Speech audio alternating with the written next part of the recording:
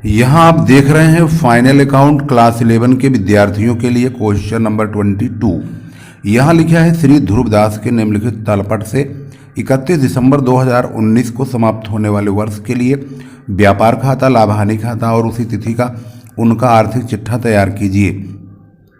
इनको यहाँ पर अगर आप ध्यान से देखेंगे तो ये पूरी इन्फॉर्मेशन है, लेकिन इसकी जो समय योजनाएँ हैं वो थोड़ा क्रिटिकल हैं, बहुत ज़्यादा कॉम्प्लिकेटेड हैं।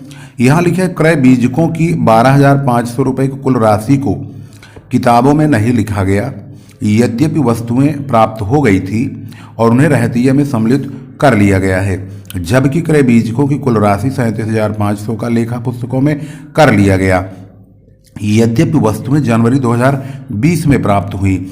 हम 31 दिसंबर 2019 को लेखा कर रहे हैं, जो आंकड़े उपलब्ध हैं। अब यहाँ पर आप देख रहे हैं question number 22 readers choice final account कक्षा 11 के विद्यार्थियों के लिए ऑलरेडी वीडियो क्वेश्चन नंबर 21 तक आपके पास जा चुकी है। क्वेश्चन नंबर 22 आपके सामने मौजूद है। सबसे पहले हम इसमें देखेंगे कि जो ये समायोजनाएं हैं ये आखिर हमें किस प्रकार से किस दिशा में ले चलती हैं। सबसे पहले इसमें ओपनिंग स्टॉक की अगर बात करते हैं तो यहाँ पर ओपनिंग स्टॉक निर्मित माल का रहतिया 55,000 है, तो हमने सबसे पहले 55,000 लिख दिया।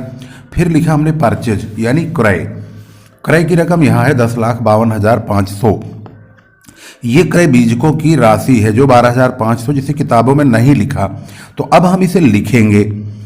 इसके बाद ये जो यहाँ पे लिखा है जिसकी राशि 37,500 क्रय बीजकों की है, लेकिन अभी ये माल आया नहीं है, 2020 में प्राप्त हुआ है, तो इसका मतलब 2019 में ये माल तो मिला ही नहीं, तो इसको 37,500 को हम क्रय में से घटा देंगे।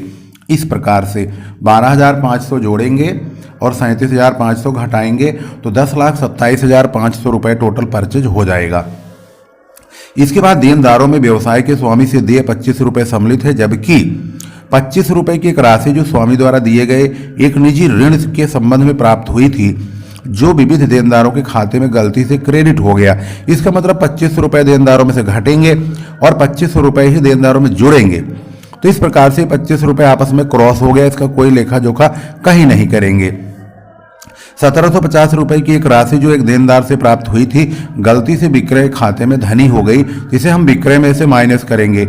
हमारा जो विक्रय है यानी सेल, उस सेल जो जितना रुपये लिखा है यहाँ पर विक्रय 12,56,500, इसमें से 1,750 रुपये माइनस कर देंगे इस प्रकार से, तो हमारा सेल 12,54,750 हो जाएगा।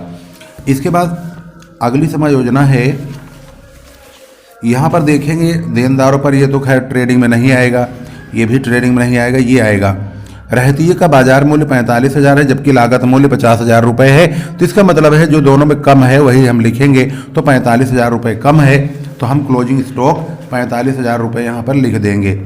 इसके बाद समायोजनाएं हमारी हो गई समाप्त, यानी ट्रेडिंग अकाउंट से रिलेटेड जो समायोजनाएं हैं वो खत्म हो गई। अब हम देखेंगे और कौन सा अमाउंट है जो ट्रेडिंग अकाउंट में आ सकता है, तो इसके बाद देखेंगे तो आगम वाहन व्यय यानी कैरिज इनवार्ड 10,000 है, तो उसको हम यहाँ पर लिख देंगे। इसके अलावा और कोई अमाउंट ट्रेडिंग से रिलेटेड नहीं है। तो अब हम क्रेडिट साइड का टोटल करेंगे, तो यहाँ पर देखेंगे 12,99,750 आया है, ये साइड ज़्यादा है, इसी को यहाँ और यहाँ लिख के इन तीनों को माइनस कर देंगे, तो हमारा जो ग्रॉस प्रॉफिट है 2,07,250 रुपये आ जाएगा। इसको ब्रॉड डाउन करेंगे ग्रॉस प्रॉफिट बीडी के नाम से। इसके बाद अब हम समायोजनाओं का डेप्रीसिएशन वाला हिसाब किताब लगाएंगे, तो डेप्रीसिएशन प्लांट पर, फर्नीचर पर, भवन पर, तीनों का डेप्रीसिएशन 10%, 5%, 2.5%, ये तीनों हम प्लांट, फर्नीचर और जो दूसरा अमाउंट दिया हुआ है भवन, इन तीनों पर काट करके यहाँ लिख देंगे। प्लांट का डेप्रीसिएशन, फर्नीचर का, बिल्डिंग का, ये तो आप लोगों को पता ही हो गया, इतना सारा सवाल बनाए हैं। इसके बाद बैड डेट्स, बैड डेट्स की रकम देख लेते हैं कितने रुपए का है, तो यहाँ है 5,000 का, लेकिन इन्होंने समायोजनाओं में भी कहा है कि देनदारों पर 2.5% संदिग्ध ऋणार्थ संचिति कीजिए, तो देनदार हमारे कितने रुपए के हैं। अगर देनदार को ध्यान से देखें तो यहाँ देनदारों की जो रकम है वो है 93,500, लेकिन 1,750 रुपये का देनदारों से प्राप्त हुई रकम गलती से विक्रय में धनी कर दी गई, इसे विक्रय में से माइनस कर दिया, और ये देनदारों से प्राप्त हुई थी तो देनदारों में से भी घट जाएगा, तो 93,500 में से 1,750 रुपये घटा देंगे, तो जो देनदार बचेंगे वो देनदार जितने रुपए के हैं वो बचेंगे 91,750, उसका हम काटेंगे 2.5%, तो वो हमारा रकम आएगी प्रोविजन फॉर बैड डेट्स, ये होगा 2293 रुपये 75 पैसे, दोनों मिला के 7,293 रुपये 75 पैसे का बैड डेट्स की रकम हो जाएगी। इसके बाद हमारी समायोजनाओं की जो हिसाब किताब है वो समाप्त हो गया। अब हम पहुंचते हैं यहाँ पर, यहाँ देखेंगे कौन कौन सी रकम छूट रही है। Rent and tax 12,500, salary and wages 50,000 रुपये, इंश्योरेंस 3,000 रुपये, विज्ञापन 10,000 रुपये, 1 2 3 4, इन चारों को लिख देंगे। इसके बाद अगला अमाउंट जो हमारा खर्च है सन्ड्री एक्सपेंसेज 2750 रुपये, इसके बाद पोस्टेज एंड टेलीग्राम 6,500 रुपये, ये भी हो गया। इसके बाद विविध आय, ये क्रेडिट साइड में जाएगी, ये हमारी सन्ड्री इनकम है, यहाँ पर है 7,500 रुपये। इसके बाद ट्रेडिंग अकाउंट, उसमें प्रॉफिट एंड लॉस अकाउंट में कोई भी रकम नहीं आएगी। तो अब हम क्रेडिट साइड का टोटल करेंगे, तो क्रेडिट साइड का टोटल करेंगे, ज़्यादा होगा और इसकी रकम होगी 2,14,750 रुपये, इसको यहाँ और यहाँ लिखेंगे।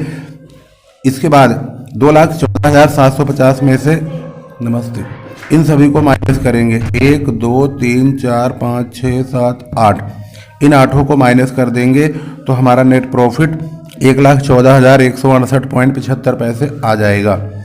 यहाँ पर आपने देख लिया इसका नेट प्रॉफिट आ चुका है। अब हम बनाएंगे इसकी बैलेंस शीट। फिलहाल इसकी शुरुआत कहाँ से हुई इसको जरूर देखिए। यहाँ से शुरू हुआ है और क्रमशः हमने इसको स्टेप बाय स्टेप इस प्रकार से बना दिया है। लास्ट में हम इसको इसलिए दिखाते हैं ताकि आप लोगों को कैलकुलेशन में दिक्कत ना हो, आप इसको आसानी से इसकी थोड़ा थोड़ा जो है स्क्रॉल करके आगे बढ़ा करके अपनी कॉपी में आसानी से कर सकें। हम चलते हैं इसकी बैलेंस शीट की ओर। अब इसकी बैलेंस शीट में सबसे पहले पूंजी आएगी 3,60,000 रुपये का, इसमें हम नेट प्रॉफिट जोड़ देंगे तो ये आ गया। ड्राइंग को घटा देंगे जो कि यहाँ पर लिखा हुआ है 50,000 का, तो हमारा कैपिटल हो गया 4,24,168 रुपये 75 पैसे। इसके बाद क्रेडिटर्स, जो हमारी समायोजनाएं हैं उनको भी ध्यान रखेंगे। क्रेडिटर है 52,500 रुपये। इस क्रेडिटर में इसका जो क्रय वाला पंगा है, ये जो हमने क्रय में जोड़ा था इसको घटाया था, यही काम हमें इसमें भी करना होगा। क्रेडिटर वही लोग होते हैं जिससे उधार माल खरीदते हैं। तो 52,500 में 12,500 जोड़ेंगे, 37,500 घटा देंगे, वही काम यहाँ करेंगे तो 27,500 क्रेडिटर हो गए। लाइबिलिटी में और कुछ नहीं आएगा, इसका टोटल कर देंगे 4,51,668 रुपये 75 पैसे आ जाएगा। अब एसेट्स में चलते, भाई एसेट्स में बिल्डिंग प्लांट और फर्नीचर, इनका डेप्रिसिएशन माइनस कर करके लिख देंगे। क्लोजिंग स्टॉक वही रहेगा जो हमने 45,000 लिखा हुआ है। डेटर 91,750 के कैसे होंगे, 93,500 में से 1,750 रुपये माइनस करेंगे और जो हमने 2.5% प्रोविजन फॉर बैड डेट्स काटा था उसे माइनस कर देंगे। तो सबसे पहले 93,500 में से इसको 1,750 को घटाएंगे तो ये रकम आएगी, उसमें से 2,293.75 पैसे यानी कि जो हमने 2.5% काटा था उसे घटाएंगे। इसके बाद समायोजनाओं में हमारी सारी संपत्तियां मतलब समाप्त हो गई हैं। एक बैंक और कैश और लिखेंगे, ये रकम आ गई तो हमारा बैलेंस शीट का टोटल हो गया ओके। इस प्रकार से बैलेंस शीट की जो शुरुआत हुई है वो हुई है यहाँ से और इस प्रकार से समापन हो गया यहाँ पर। बिल्कुल बहुत ही हमने मतलब 9 मिनट के अंदर इस सवाल को बना दिया, बहुत ही बेहतरीन परफॉर्मेंस के साथ। वीडियो कैसे लगी जरूर बताइए। अगली वीडियो में हम फाइनल अकाउंट लेकर फिर आएंगे और आप लोग वीडियो शेयर जरूर कीजिएगा, ये मेरी आपसे पर्सनल रिक्वेस्ट है। सारी 11वीं क्लास के बच्चों में धूम मचा दो और इस वीडियो को चारों ओर फैला दो।